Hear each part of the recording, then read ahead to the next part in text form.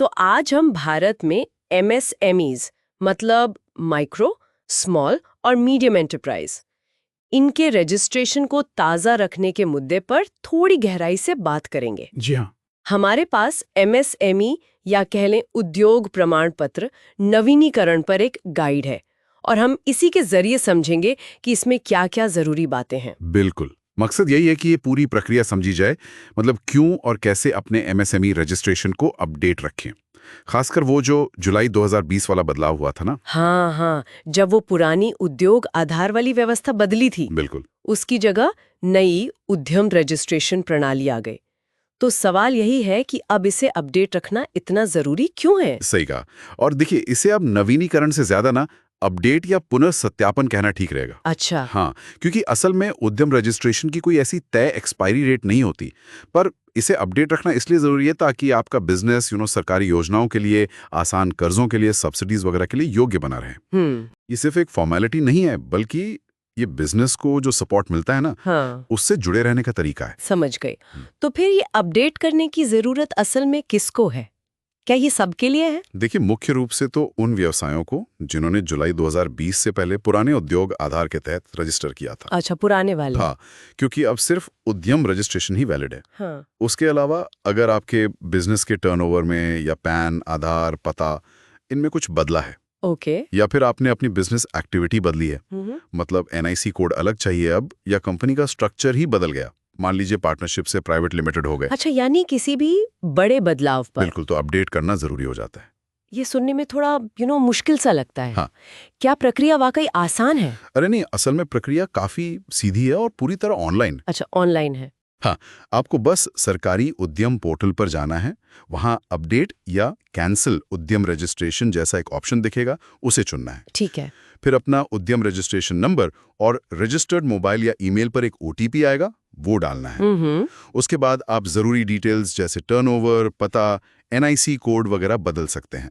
और बढ़िया बात यह है कि पैन और GST की जानकारी सिस्टम खुद ही वेरीफाई कर लेता है। ओ, ऑटो वेरिफिकेशन इनकम टैक्स और GST पोर्टल से? जी हाँ, बस फॉर्म जमा कीजिए और अपडेटेड सर्टिफिकेट डाउनलोड कर लीजिए।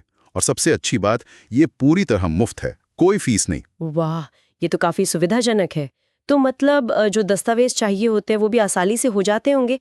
क्या क्या लगता है इसमें? हाँ, ज्यादातर तो डिजिटल ही है।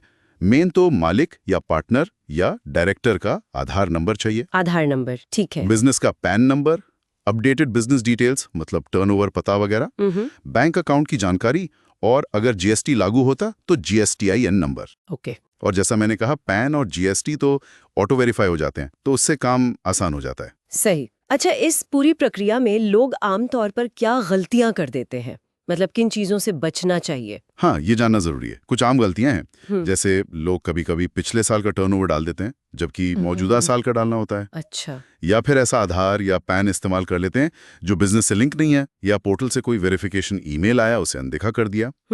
या फिर बिजनेस के स्ट्रक्चर में बदलाव हुआ पर उसे अपडेट नहीं किया। ऐसी छोटी छोटी गलतियों से भी न सिर्फ देरी हो सकती है, बल्कि कभी कभी उद्यम स्टेटस कैंसिल भी हो सकता है। ओह, तो ध्यान रखना पड़ेगा। तो अगर सब कुछ सही रखें, अपडेटेड रखें, तो इसके सीधे फायदे क्या हैं? मतलब क्या ये सिर्फ नियम का पालन है या बिजनेस को कुछ ठोस मिलता है? नहीं, फायदे काफी ठोस हैं, बिल्कुल। अगर आप अपडेटेड हैं तो सरकारी सब्सिडीज और जो इंसेंटिव्स होते हैं वो आपको मिलते रहेंगे। अच्छा। हाँ, फिर वो जो CGTMSE स्कीम है ना, क्रेडिट गारंटी वाली, उसके तहत बिना गारंटी के लोन मिलना आसान हो जाता है। हाँ, वो तो छोटे व्यवसायों के लिए बहुत बड़ी बात है। बिल्कुल। फिर सरकारी टेंडर भरते समय कई बार EMD यानी बयाना राशि में छूट मिल जाती है। टेक्नोलॉजी अपग्रेड करनी हो या ISO सर्टिफिकेशन लेना हो, उसमें भी मदद मिलती है। तो ये फायदे वाकई काम के हैं। सही बात है। अच्छा, कुछ और सवाल जो शायद लोगों के मन में आते हों, जैसे क्या इसे हर साल रिन्यू या अपडेट करना पड़ता है? नहीं, जैसा पहले कहा, ये कोई सालाना रिन्यूअल नहीं है। अपडेट तभी करना है जब आपकी जानकारी में कोई बदलाव हो या आप पुराने उद्योग आधार से माइग्रेट कर रहे हो। ठीक है। और NIC कोड बदल सकते हैं? हाँ, NIC कोड अपडेट किए जा सकते हैं। प्रक्रिया जैसा बताया बिल्कुल मुफ्त है, कोई सरकारी फीस नहीं है। और अगर पुराना उद्योग आधार अपडेट ना किया तो फिर फायदे मिलने बंद हो सकते हैं, क्योंकि अब वही मान्य नहीं है। और GST, क्या वो सभी MSME के लिए जरूरी है? नहीं, GST सबके लिए अनिवार्य नहीं है। लेकिन हाँ, अगर आपके बिजनेस पर GST लागू होता है तो उसे उद्यम रजिस्ट्रेशन से लिंक करना जरूरी है। ओके। और ये सब ऑनलाइन ही होगा, ऑफलाइन कुछ नहीं? जी हाँ, ये पूरी प्रक्रिया सिर्फ ऑनलाइन ही है। तो कुल मिला के निचोड़ ये है कि अपने उद्यम रजिस्ट्रेशन को अपडेट रखना एक सीधी मुफ्त ऑनलाइन प्रक्रिया है और सरकारी मदद और फायदे लेते रहने के लिए ये बहुत जरूरी है।